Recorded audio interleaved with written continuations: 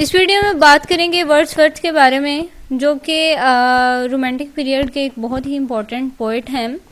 तो वर्ड्सवर्थ जो हैं इंडिपेंडेंट थे, जिसके बारे में इनका दिल चाहता था वो उसके बारे में लिखते थे। कॉमन थिंग्स के बारे में लिखते थे।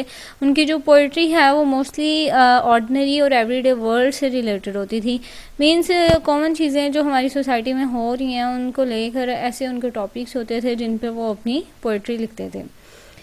अब इसमें इनकी जो एवरीडे वर्ल्ड है and with the impact of memory on the present, यानी मेमोरी जो है मतलब एवरीडे लाइफ जो चल रही है और उसमें जो उसके साथ क्या इंसान की मेमोरी कैसे अटैच होती है, तो उसके बारे में उनकी जो है पोइट्री मिलेगी आपको। A Wordsworth's vision of nature is the importance of the impact and influence of the nature on the human mind। अब उन्होंने कैसे नेचर को देखा और कैसे नेचर जो है उसको फील करते थे, बिल्कुल वैसी ही पोइट्री लिखते थे जो कि इंसान की माइंड पे बहुत ही ज़्यादा इम्पैक्ट करती थी और इंसान जो है वो भी नेचर में इन्वॉल्व खुद ही होना शुरू हो जाता था। मीन्स उन्होंने कोई नेचर से रिलेटेड पोइट्री लिखी है तो आप उसे पढ़ेंगे तो आप खुद ऐसे फील करेंगे जैसे आप भी इस टाइम नेचर को एंजॉय कर रहे हैं। इस तरह की उनकी पोइट्री हुआ करती थी।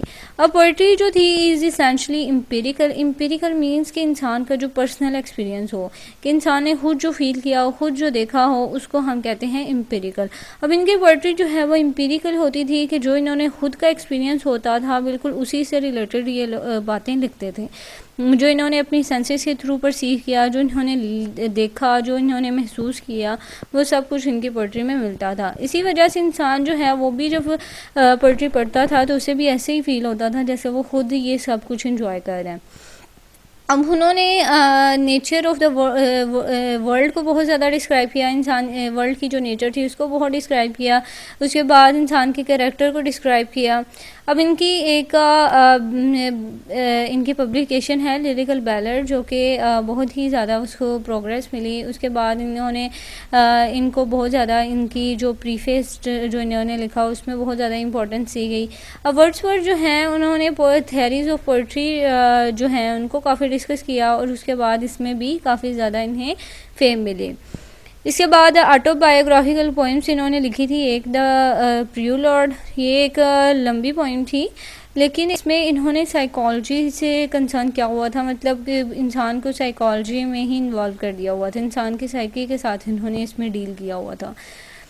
उसके बाद जो ये लैंग्वेज यूज़ करते थे, जो इनकी सिलेक्शन ऑफ लैंग्वेज होती थी वो रियली ऐसे लगता था जैसे इंसान जो है वो बोल रहा है। ऐसा सच वो कोई ऐसी घुमा फिरा के या कोई मुश्किल लैंग्वेज यूज़ नहीं करते थे, बिल्कुल कॉमन सी सिंप्लिसिटी से यूज़ करते थे और बहुत ही अच्छा इंसान को प्रेजेंट करके दिखाते थे। इसीलिए इन्होंने ये भी कहा हुआ है, all good poetry is the spontaneous overflow of powerful feeling. अब ये आपको डेफिनेशन जो है पोइट्री की काफ़ी जगह पे देखने को मिलेगी। ये वर्ड्सवर्थ ने ही दी हुई है पोइट्री की डेफिनेशन। ये स्पॉन्टेनियस ओवरफ्लो है पावरफुल फीलिंग्स का, यानी हमारी जो पावरफुल फीलिंग्स होती है, हमारी जो फीलिंग्स होती हैं उनको हम पोइट्री के अलावा किसी भी चीज़ में इस तरह नहीं लिख सकते जिस तरह हम पोइट्री में लिख सकते हैं।